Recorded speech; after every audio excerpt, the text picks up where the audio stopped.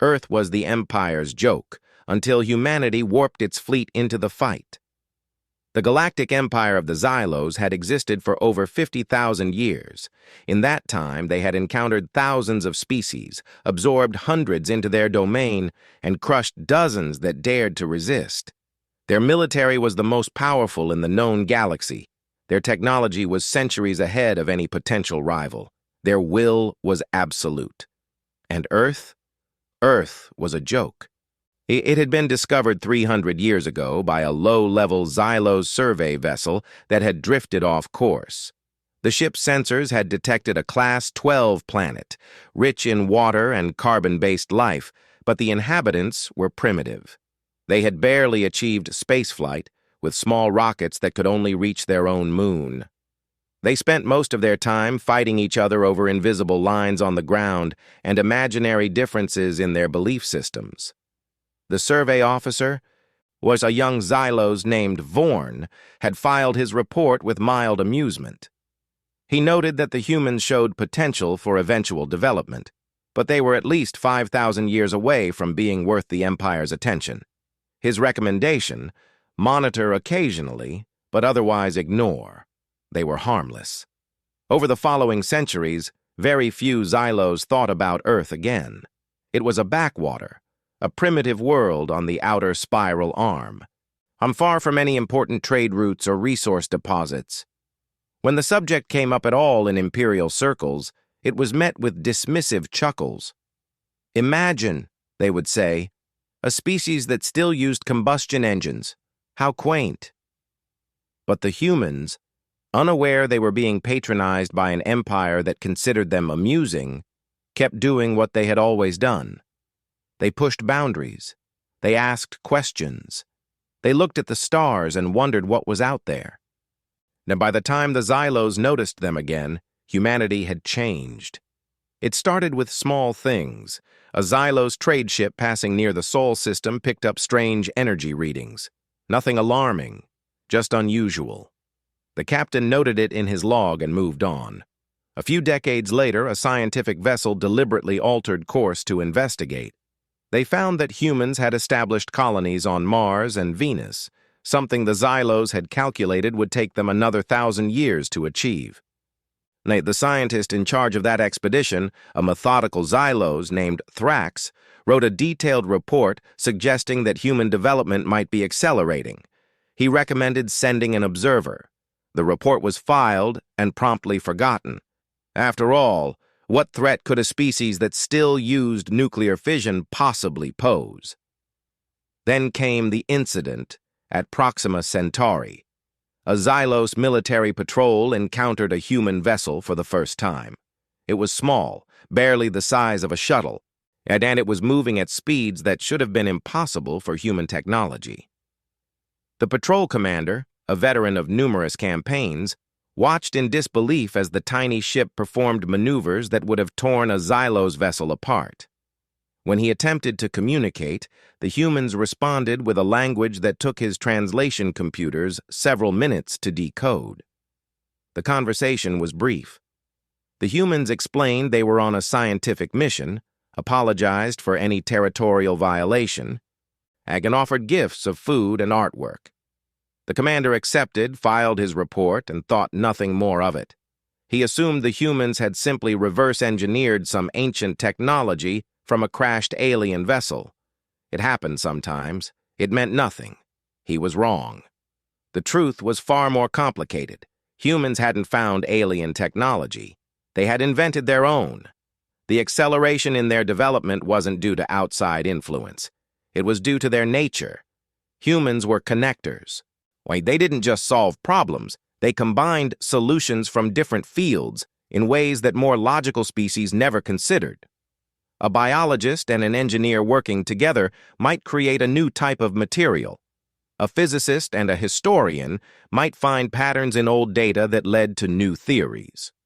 Human progress wasn't linear. It was exponential, and they were about to need every bit of that progress. The Krill appeared without warning. They were not part of the Xylos Empire, and they were not part of any known civilization. They came from the dark spaces between galaxies and they consumed everything in their path. Their ships were living creatures, grown rather than built. Their weapons were biological, designed to infect and transform. Their goal was simple: absorb all organic matter into their collective consciousness. The Xylos military, for all its power, was unprepared. Their energy weapons, designed to destroy mechanical targets, were less effective against living tissue that could regenerate. Their shields, calibrated for known threats, offered little protection against biological agents that could eat through metal. Within a single standard year, the Krill had consumed 17 Xylos worlds. Within 5 years, they had reached the core systems. The Empire was dying. In desperation, the Imperial Council sent out a galaxy-wide summons. Every species under their protection, every ally, every neutral party. I was ordered to send ships and soldiers to the final defensive line. It was a desperate gamble, but it was all they had left. They did not send the summons to Earth. Earth was still considered irrelevant. When the list of allied species was compiled, the humans were not on it. When the map of defensive positions was drawn, the Sol system was marked as expendable. The Xylos assumed the humans would be consumed within the first wave of the Krill advance, and they were too busy trying to save themselves to care. But the humans had been watching. They had detected the Krill years ago, when the first scouts entered the galaxy's edge. They had observed the Xylos' military response, analyzed its failures, and drawn their own conclusions. And while the Empire dismissed them as primitive, human scientists had been working on something unprecedented. They called it the warp drive. It was not faster than light travel as the Xylos understood it. The Xylos ships bent space, creating a bubble that moved the vessel from point to point. It was efficient, but it had limitations. Human warp drives were different. They didn't bend space. They folded it. The theory was simple, though the execution had taken generations. Find 2 points in space, calculate the exact dimensional relationship between them, and fold the intervening distance until the points touched. Then step through. It was instantaneous travel across any distance. But it was theoretically impossible by every known law of physics. The humans had done it anyway. They had kept it secret. While the Xylos laughed at their primitive technology, human ships had been quietly exploring the galaxy, mapping trade routes, studying alien cultures, and preparing for the day they might need to defend themselves. They had seen the Krill coming. They had seen the Xylos failing, and they had made a decision. They would not wait to be consumed. The final battle took place in the Xylos' home system. The Krill had broken through the defensive line, and what remained of the Imperial fleet was making its last stand around the capital world. Millions of ships filled the space, their weapons firing constantly, but the Krill kept coming. Their living vessels absorbed damage, healed wounds, and pressed forward with mindless determination. On the bridge of the flagship, Supreme Commander Vex watched his empire die. And his sensors showed the Krill surrounding them on all sides. His weapons were nearly exhausted. His crew was fighting with desperate courage, but it wasn't enough. In a few hours, maybe less, it would be over. "Sir," his sensor officer said, her voice confused, "I'm detecting multiple spatial anomalies." Vex turned. "What kind of anomalies?" "I don't know. They're like nothing in our records. The fabric of space itself is distorting." On the view screen, the stars began to shift, and it started as a ripple, like a stone dropped into still water. Then the ripple became a tear, and through the tear came ships. Hundreds of them, thousands. They were not Xylos' designs.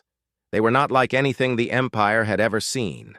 They were angular where Xylos' ships were curved, compact where Krill vessels were sprawling. They moved with a precision that spoke of pilots who had trained for this moment their entire lives. On the lead ship, a woman named Admiral Chen watched the battle unfold before her. Her crew, humans from a dozen different nations, worked in perfect coordination. They had been preparing for this moment for decades, ever since the first hints of the Krill threat had been detected. They knew the Xylos would fail. They knew they would have to act alone. "All ships," Chen said calmly. "Execute Warp Jump 3. Target the primary Krill mothership." Around her, the human fleet vanished. And the Krill mothership was the size of a small moon, a living creature grown over millennia, its surface covered with weapons and defensive systems. It had consumed dozens of worlds. It had never faced anything like what was coming. The human ships reappeared inside it. The warp drive allowed them to fold space around obstacles, to appear anywhere they chose. They had chosen to appear inside the Krill mothership, where its weapons couldn't reach them, where its defenses were useless. From there, they deployed their own weapons. Human weapons were different from Xylo's weapons. The Empire relied on energy beams and kinetic projectiles. Humans, with their shorter history of warfare, had developed more creative solutions. They used explosives that created microscopic black holes. They used radiation pulses that disrupted biological tissue at the molecular level. They used computer viruses designed to infect the Krill's organic control systems. The mothership screamed. It was not a sound that could be heard in vacuum, but every sensor in the system detected it. The Krill vessel writhed, its surface convulsing as internal explosions tore through its structure. Smaller Krill ships, connected to the mothership's consciousness, went mad. They turned on each other. They fled in random directions. They simply stopped moving. Vex watched in disbelief. In the space of a few minutes, the invincible Krill fleet had been reduced to chaos. The humans, and those primitive beings his people had laughed at for centuries, were systematically destroying the greatest threat the galaxy had ever faced. A communication channel opened. A human face appeared on his screen. "Supreme Commander," Admiral Chen said, "we are the United Earth Fleet. We're here to help." The battle lasted 3 more days. By the end, the Krill had been driven from the system, their remnants fleeing into deep space. The human fleet had suffered losses, but they had won. Against all odds, they had won. When it was over, Vex requested a meeting with the human admiral. He wanted to understand. He needed to understand how a species so primitive, so beneath notice, could have accomplished what his mighty empire could not. They met in the wreckage of a Krill ship, surrounded by the bodies of creatures that had nearly destroyed galactic civilization. Chen was smaller than Vex had expected, shorter than most Xylos, but her eyes held something he rarely saw in his own people: absolute certainty. "How?" he asked. "Your technology, it shouldn't exist. You should be centuries away from this level of development." Chen smiled. "You've been watching us for 300 years, Commander. In that time, what have you learned?" Vex considered. "That you fight among yourselves. That you waste resources on trivial things. That you're unpredictable." "Unpredictable," Chen repeated. "Oh, that's the word your scientists used in their reports. They said human behavior was difficult to model, that we didn't follow expected patterns. They were right. We don't. Because we're not like you." She gestured at the wreckage around them. "You've been fighting the Krill for 5 years. In that time, you've used the same tactics, the same weapons, the same strategies. You tried to overwhelm them with power. When that didn't work, you tried more power. You never changed your approach because change is difficult for you. Your society is built on stability, on doing things the way they've always been done." "And yours isn't?" Chen laughed. "Our society is built on chaos. We've spent our entire history adapting, improvising, overcoming. Every generation faces problems the previous generation couldn't imagine, and every generation finds solutions the previous generation couldn't conceive. That's why we developed the warp drive while you were laughing at our combustion engines. That's why we won today while your best ships were dying." Vex was silent for a long moment. Then he asked the question that had been forming in his mind since the battle began. What happens now? Chen looked out at the stars, at the scattered remains of the Krill fleet, at the Xylos ships still holding defensive positions around their wounded world. Now, she said, we rebuild. The Krill are still out there. They'll be back. Next time, we need to be ready. All of us. Not just humans, not just Xylos, but every species in the galaxy. We need to work together, share our knowledge, combine our strengths. Because the Krill aren't the only threat out there. They're just the first. She turned back to face him. Your empire spent 50,000 years conquering and controlling. You made species afraid of you, dependent on you, resentful of you. That won't work anymore. The galaxy is changing. The threats are changing. If you want to survive, you need to change too. Vex nodded slowly. He was a product of his culture, raised to believe in Xylo's superiority, in the rightness of imperial rule. But the evidence before him was undeniable. A species he had been taught to dismiss had just saved his civilization. What do you propose? He asked. A new alliance, Chen said. Not an empire, not with one species ruling over others. A partnership of equals, humans, a Xylos, and anyone else who wants to join. We share what we know.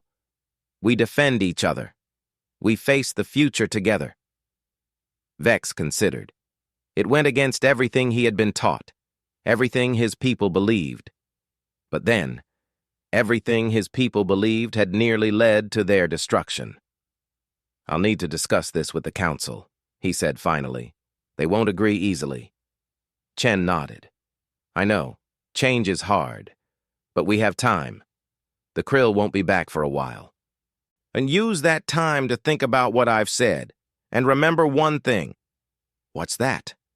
The next time you're tempted to dismiss a species as primitive, ask yourself what they might become in 300 years. Because we humans, we don't stay the same. We grow, we change, we surprise people. She extended her hand, a human gesture of greeting. After a moment, Vex reached out and took it.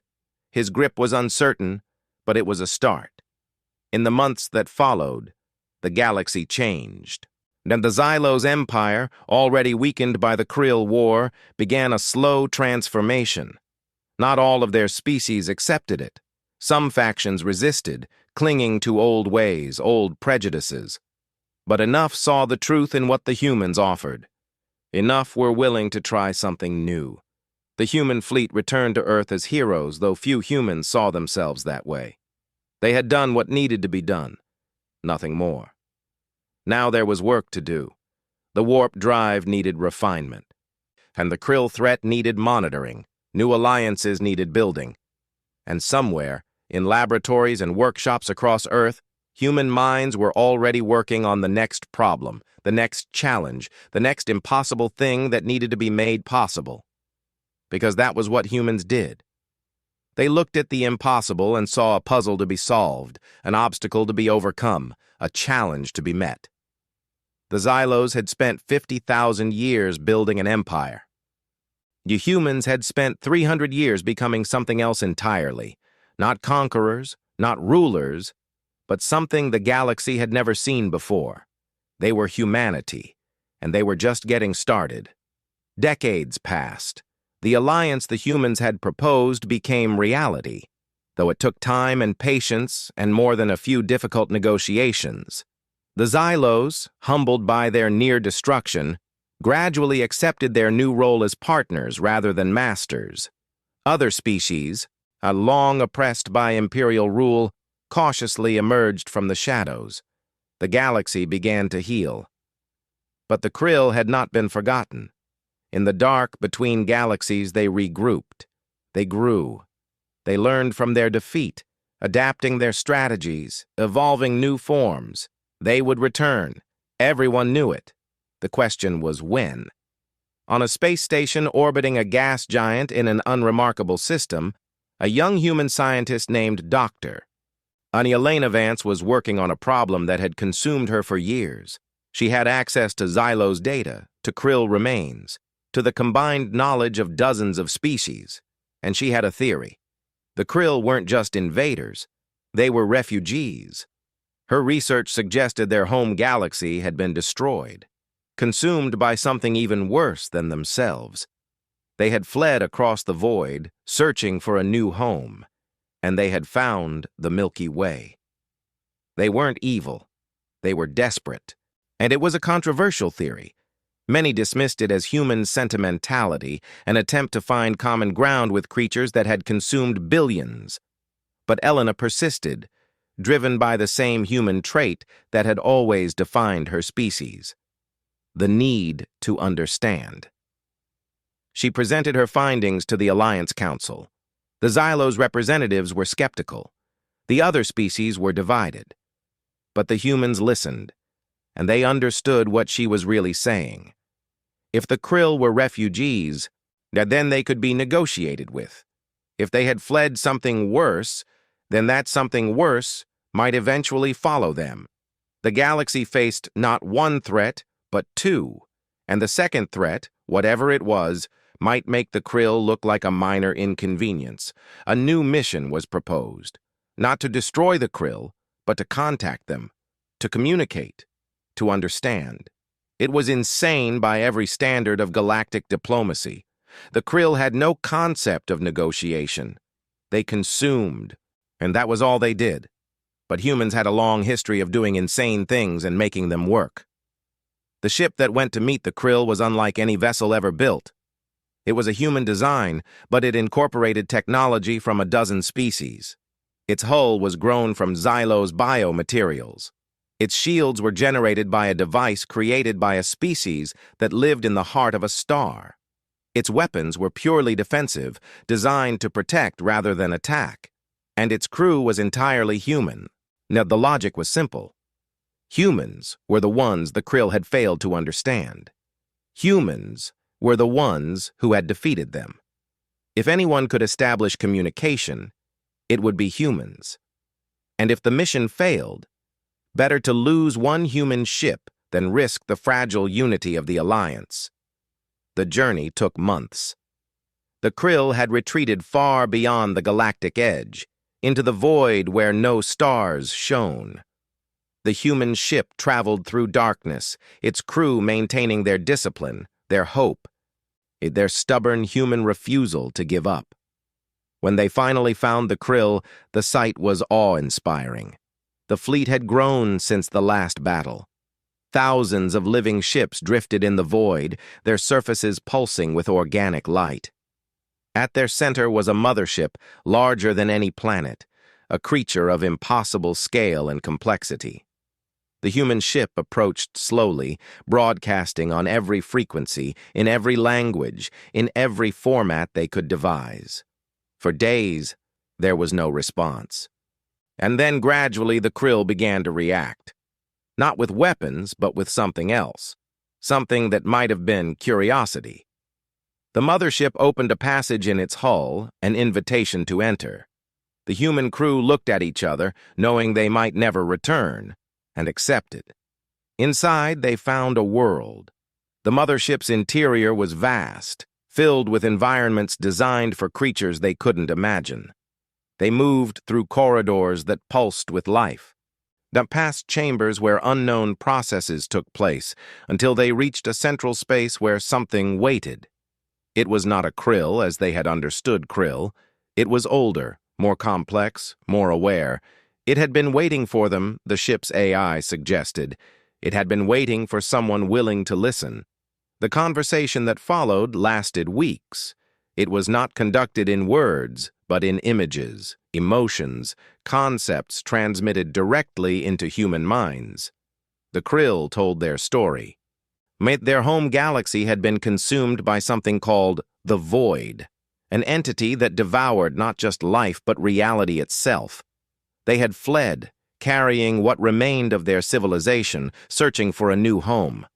They had found the Milky Way, but they hadn't known how to ask for help. They only knew how to consume, how to survive. It was all they had left. The humans listened. They understood. And they offered something the krill had never considered. Help, not conquest, Not submission, help, and a partnership, a chance to rebuild, to find a new way to exist, to face the coming threat together. The Krill were confused. In all their existence, no species had ever offered them anything but resistance. They didn't know how to respond. But the humans were patient. They explained, demonstrated, showed by example what cooperation could achieve. Slowly, tentatively, the Krill began to change. Years passed. The alliance grew. The Krill, transformed by their contact with humanity, I became something new. They still consumed, but they also gave. They still grew, but they also built. They became partners in the defense of the galaxy, their biological technology combining with the mechanical ingenuity of other species to create wonders no one had ever imagined. And when the void finally came, slipping through the cracks between realities, it found something it had never encountered before: unity. The battle that followed was the greatest in galactic history. And the void was not an enemy that could be fought with conventional weapons. It was an absence, a nothingness that erased everything it touched. But the Alliance had weapons the void had never seen. Human warp drives allowed ships to appear inside the void's form, disrupting its structure. Krill biology created antibodies that attacked the void's nothingness. Xylos technology generated fields that stabilized reality against the void's influence. And at the center of it all, by coordinating everything, were humans. Not because they were the strongest or the smartest or the most powerful, because they were the ones who brought everyone together. They were the connectors, the bridge builders, the species that looked at impossible problems and saw opportunities. The void was defeated. Not destroyed, nothing could truly destroy it, but driven back, contained, reduced to a manageable threat. The galaxy had won, not through power alone, but through cooperation, through the willingness to see enemies as potential friends, through the stubborn human refusal to accept that anything was impossible. Afterwards, on the space station where she had first proposed contacting the Krill, an elderly Dr. Elena Vance watched the stars. She had lived to see her theory proven right, to see her species change the galaxy, to see enemies become allies and allies become family. A young Xylos officer approached her, at his species' traditional reserve softened by decades of working with humans. "Dr. Vance," he said, "the Council is meeting. They want to discuss the next phase of expansion. There are other galaxies out there, other threats, other opportunities. They want your input." Elena smiled. "Tell them I'll be there, but first I want to enjoy the view a little longer." The officer nodded and left. Elena continued to watch the stars, thinking about how far they had come. 300 years ago, and her species had been a joke, a primitive backwater that the mighty Xylos Empire dismissed without a thought. Now they were the heart of an alliance that spanned the galaxy, the species that had turned enemies into friends and impossibilities into achievements. It wasn't because humans were special. It wasn't because they were stronger or smarter or better than anyone else. It was because they were different. They looked at the universe and saw not a collection of threats to be eliminated, but a community to be built.